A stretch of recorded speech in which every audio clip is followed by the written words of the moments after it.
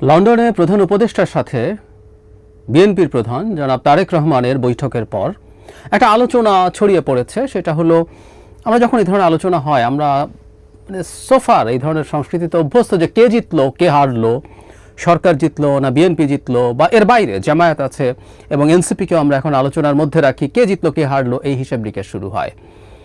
আসলে কি তাই? একটা রাজনৈতিক সেটেলমেন্ট আদতে কাউকে কি জেতায় বা হারায় সেই আলোচনাটা করতে চাই। তার আগে বিএনপির বাইরে যে দুটো দলকে নিয়ে আমরা আলোচনা করি, এনসিপি এবং জামায়াতে ইসলামী, তাদের প্রতিক্রিয়াটা, অফিসিয়াল প্রতিক্রিয়াটা একটু দেখতে চাই।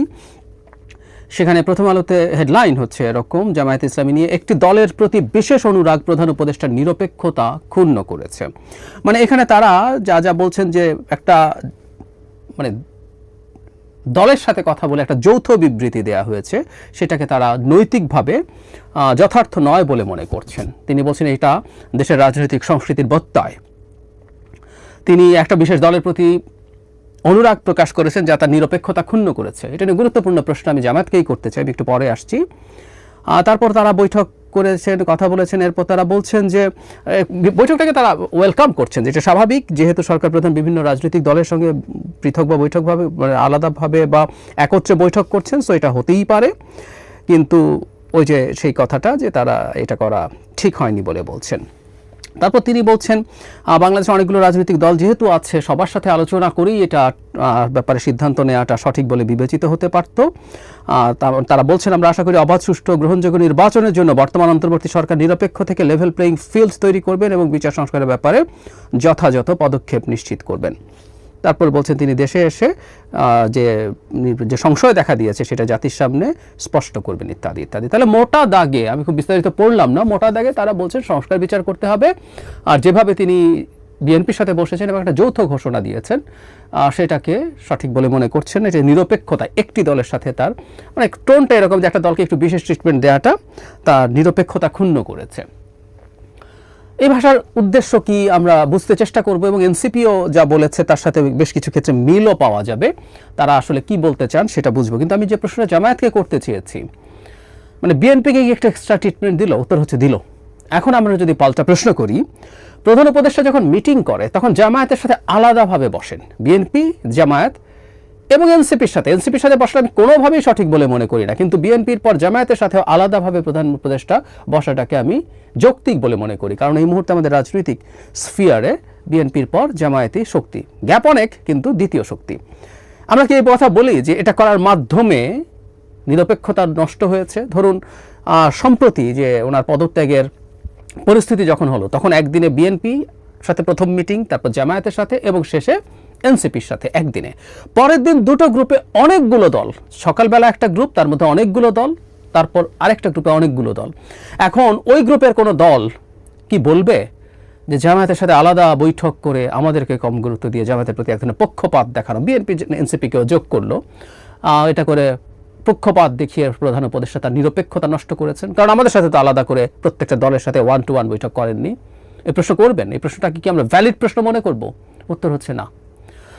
আমাদের মেনে নিতে হবে আসলে রাজনৈতিক স্ফিয়ারে সবচেয়ে বড় স্টেক হোল্ডার পলিটিক্যাল পার্টিগুলোর মধ্যে, যে সেটা যদি এক হয় বা একাধিক হয়, সেটার প্রত্যেকটার একটা আলাদা গুরুত্ব পাবার স্কোপ থাকবে, এটাই নিয়ম। এনসিপি কি বলছে? তাদের হেডলাইন প্রথম আলোতে এরকম: লন্ডনের বৈঠকে বিচার ও সংস্কারের বিষয়টি নির্বাচনের মতো গুরুত্ব পাওয়া অত্যন্ত হতাশাজনক, তারা বলছে। তারা বিবৃতিতে এরকম বলছেন যে আলোচনাকে তারা ইতিবাচকভাবে দেখছেন, উইচ ইজ রাইট। এটাও চমৎকার ব্যাপার, আমাদের দলগুলো মনে করছে আলোচনার মাধ্যমে যে সমস্যার সমাধান, এমনকি তাদের প্রতিদ্বন্দ্বী দলের সাথেও যদি হয়, দ্যাটস ফাইন। কিন্তু হেডলাইনে যেমন বলা হচ্ছে, যেখানে নির্বাচন নিয়ে যত কথা হয়েছে, সংস্কার নিয়ে সেসব কথা তো সে পরিমাণ কথা হয়নি। এবং তারা আগেও বলছেন তারা জুলাই ঘোষণাপত্র প্রণয়ন, জুলাই সনদ কার্যকর করা এবং বিচারের সুস্পষ্ট রোডম্যাপ ছাড়া জাতীয় সংসদ নির্বাচন আয়োজন গণঅভ্যুত্থানকে স্রেফ একটি ক্ষমতা হস্তান্তরের মাধ্যমে পরিণত করবে এবং রাষ্ট্র বিনির্মাণের জন আকাঙ্ক্ষাকে অবদমিত করবে। তারা সবসময় যা বলেন আর কি। কাজেই সবার সাথে আলোচনার মাধ্যমে জুলাইয়ের মর্যাদা ঠিক করার জন্য বলছেন তারা। আলাদাভাবে বিএনপিকে নিয়ে খুব নেগেটিভ মন্তব্য করেননি, তবে আমরা হয়তো খেয়াল করেছি জনাব নাসিরউদ্দিন পাটোয়ারি, তিনি গুরুত্বপূর্ণ একজন সদস্য এনসিপির, তিনি প্রাথমিক প্রতিক্রিয়া অত্যন্ত টাফ ভাষায় বিএনপির সাথে বসে এই ঘোষণা দেয়া, তার নিরপেক্ষতা হারানো, জামাত যে ধরনের কথা বলছিল সেই ধরনের বক্তব্য তিনি দিয়েছিলেন, এবং দেশের বাইরে বসে, দেশের বাইরে থেকে এই ধরনের ঘোষণা দেওয়াটাকেও তিনি স্ট্রংলি কন্ডেম করেছেন। আচ্ছা, এখন আমরা একটু যদি বলি যে এই দুই দল কি আসলে তারা সম্ভবত নির্বাচন আরও পরে চেয়েছিলেন, এটা ধারণা করা যৌক্তিক কারণ আছে, এবং সেটা যখন এগিয়ে আসলো এটা তাদের পরাজয় হলো কিনা। আমরা খেয়াল করি সত্যিকার অর্থে কারোই চাওয়াটা পূর্ণ হয়নি, বিএনপির চাওয়া পূর্ণ হয়নি। সে ডিসেম্বরে নির্বাচন চেয়েছিল, প্রধান উপদেষ্টা এপ্রিলে ঘোষণাই করে দিয়েছিলেন, এবং এনসিপি এবং জামায়াত মোটামুটি খুশি ছিল, তারা হয়তো জুনে হলে আরও খুশি হতেন। সেখান থেকে 2 মাসের মতো এটা এগিয়ে এসছে, সেটাও তাদের এক ধরনের অখুশি থাকার মতো পরিস্থিতি হতে পারে। কিন্তু যে কথাটা বলছি, আসলে আমরা যখন একটা রাজনৈতিক সংকটের দিকে দেশ ধাবিত হয়, আমরা ধারণা করতে পারি যদি আমরা রাজনীতি করতে চাই, আবারও বলছি ষড়যন্ত্র না করে কেউ যদি রাজনীতি করতে চায়, তাহলে রাজনৈতিক সংকট যদি খুব সিভিয়ার হয় তাহলে সবগুলো রাজনৈতিক দল ক্ষতিগ্রস্ত হয়। আমাদের এটা মানতে হবে এই মুহূর্তের বাংলাদেশে বিএনপির সাথে সরকারের একটা প্রপার আন্ডারস্ট্যান্ডিং ছাড়া, এবং তার সাথে আন্ডারস্ট্যান্ডিংটা সবচেয়ে বেশি ইম্পর্টেন্ট, এটা মেনে নিতে হবে। কোনো একদিন জামায়াত সেই জায়গায় যেতে পারে, কোনো একদিন এনসিপিও সেই জায়গায় যেতে পারে, কিন্তু এই মুহূর্তে বিএনপি সেই জায়গাটায় আছে। সুতরাং তার সাথে নেগোসিয়েশন এবং ডিলিংকে আলাদাভাবেই দেখতে হবে, এবং এটাও দেখতে হবে যে বিএনপির চাওয়াও পরিপূর্ণভাবে পূর্ণ করে দেওয়া হয়নি, তার চাওয়াও শেষ পর্যন্ত কার্যকর হয়নি। শুধু তাই না, রিসেন্টলি তার আরও অনেক ক্ষেত্রেই বিএনপি যা চেয়েছে সেভাবে সরকার কাজ করেননি। সুতরাং এভাবেই দেখা উচিত হবে, একটা গণতান্ত্রিক ব্যবস্থার মানেটাই এটা, প্রত্যেকে তার তার মতো করে চাইবে এবং কোনো একটা জায়গায় আমরা গিয়ে একত্র হব। আমি এনসিপি বা জামায়াত ইসলামী অলরেডি তার ক্যান্ডিডেটের নমিনেশন দিয়ে দিয়েছে। নির্বাচনের প্রস্তুতির কথা যদি বলি, জামায়াতের ওই 2 মাস বেশি সময় লাগবে বলে মনে হয় না, এবং এক অর্থে জামায়াত বিএনপির চাইতে অনেক বেশি এগিয়ে আছে, কারণ জামায়াতের দলের মধ্যে এক ধরনের অভ্যন্তরীণ শৃঙ্খলা তুলনামূলকভাবে অনেক ভালো, এটা আবহমান কাল থেকে। আর বিএনপির এখনও নমিনেশন ফাইনাল করা অনেক কঠিন, কারণ প্রচুর ক্যান্ডিডেটস মাঠে আছেন, তারা একে অপরের সাথে সাংঘর্ষিক পরিস্থিতিতেও আছেন, এগুলো সামলানো, ক্যান্ডিডেট ফাইনাল করা অনেক টাফ কাজ তাদের সামনে রয়ে গেছে। আর এনসিপি 2 মাস বেশি সময় পেলে অনেক বেশি দল গুছিয়ে অনেক কিছু করতে পারতো, আমার কাছে মনে হয় না। আর যে সময়টা আছে এই 2 মাসের যে খামতি তাদের হলো, ঘাটতি তাদের হলো, সেটা তারা কাটিয়ে নিতে পারবেন বলে আমি সত্যিই বিশ্বাস করি, তাদের যতটুকু পারফর্ম করার কথা। ইনফ্যাক্ট বলে ফেলা ভালো, এটা এই 2 মাস না, আরও 2 বছর সময় পেলেও, ডিসেম্বরের পর আরও 2 বছর সময় পেলেও এনসিপি আসলে উল্লেখযোগ্য কোনো রাজনৈতিক শক্তি হিসেবে ভোটের মাঠের রাজনীতি একটা, আর রাজনৈতিক শক্তি আলাদা জিনিস। ভোটের মাঠে তারা কোনো শক্তি হয়ে উঠবেন না আরও 2 বছর, 4 বছর, 5 বছরেও।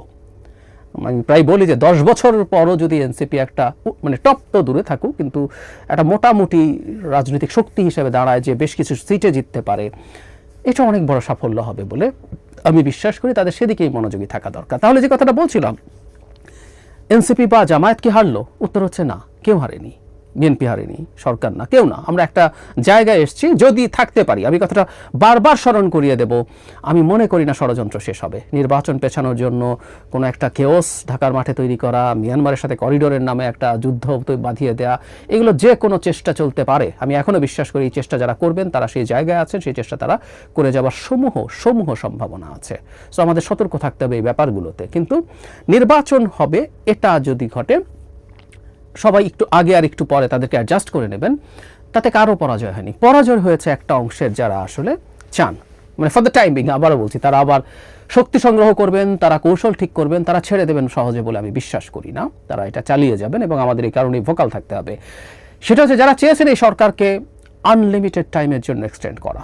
অনেকেই নানাভাবে সরকারের ভেতরে আছেন, সরকারের বাইরে আছেন, নানা ধরনের মানুষজন আছেন, এবং আমাদের সমাজের এক শ্রেণীর মানুষ আছেন যারাও বিশ্বাস করেন বা মনে করেন এই ধরনের একটা সরকার দীর্ঘ সময় থেকে অনেক কিছু করে যেতে পারলে সেটা দেশের জন্য ভালো, এবং তারা কিছু কাজ যদি করে দিয়ে যেতে পারেন, তারপরের বাংলাদেশ সিকিউরড হয়ে যাবে, বাংলাদেশের গণতান্ত্রিক ব্যবস্থা নিশ্চিদ্রভাবে, চমৎকারভাবে চলতে থাকবে। ভ্রান্ত বিশ্বাস, কিন্তু এই ধরনের বিশ্বাস আছে। আমি তাদেরকেও খুব সমস্যার বলে মনে করি না, তারা এটা ভুলভাবে বোঝেন। কিন্তু যে বলছি, ভেস্টেড ইন্টারেস্টওয়ালা কিছু মানুষ আছেন যারা মনে করেন এই সরকারকে অ্যাজ মাচ অ্যাজ পসিবল টেনে নিয়ে যেতে হবে, তাতে ক্ষমতার আরাম পাওয়া যায়, ক্ষমতার আরাম এনজয় করা যায়, সেটা সরকারের মধ্যে থেকে হোক, বাইরে থেকে হোক, সেটার কারণেই তারা চাইছিলেন এটা। So for the time being, এই যে নির্বাচনের সময় নিয়ে যে ধরনের প্রাথমিক সেটেলমেন্ট হলো, এটায় হেরেছে আসলে তারা ফর দ্য টাইম বিং। আমরা তাদেরকে পরাজিতই রাখতে চাই, কিন্তু সেটাও নির্বাচন হয়ে যাওয়া পর্যন্ত আমাদের সতর্ক থেকেই সেই চেষ্টা করে যেতে হবে। শেষ মুহূর্ত পর্যন্ত তারা সেই চেষ্টা চালাবেন বলে আমি সিরিয়াসলি বিশ্বাস করি। এদের মধ্যে বহু মানুষের কারো না কারো এজেন্ডা নিয়ে নামেছেন, কোনো রাষ্ট্রের হতে পারে, কোনো মানুষ আছে কারো এজেন্ডা নিয়ে নামেন না। তারা এত বেশি আত্মপ্রেমিক বা নার্সিসিস্ট যে নিজের ইগো স্যাটিসফাই করার জন্য তারা যে কোনো কিছু করে ফেলতে পারেন, এই পরিস্থিতিও হতে পারে। সো ফর দ্য টাইমিং তারা পরাজিত হলে we should be very very careful. আর প্রায় বলছি, আবারও বলছি, একটা গণতান্ত্রিক ব্যবস্থায় এইভাবে আমাদের অভ্যস্ত হতে হবে। আমরা চেয়েছিলাম বিএনপি বিরাট দল, ও চাপ দিয়ে ডিসেম্বরের জন্য খুবই টাফ থাকতে পারতো, থেকে এটা অর্জন করার চেষ্টাও করে ফেলতে পারতো, কিন্তু না, সেও তার জায়গা থেকে সরেছে। সে কারণেই আমরা বলবো যে এটা একটা গণতান্ত্রিক চর্চা সুন্দর নিদর্শন। মনের দিক থেকে খুব খুশি এনসিপি বা জামায়াত হয়তো হয়নি, অ্যাটলিস্ট তারা এক্সপ্রেস করছে না, তারাও এটা মেনে নেওয়া উচিত হবে। তার চাইতে জরুরি কথা, তারা অন্তত আরেকটা জিনিস, যেটা এটাও বলে রাখি, প্রত্যেকটা ভিডিওতে কম বেশি বলতে চাই, সেটা হচ্ছে তারা নির্বাচন কমিশনকে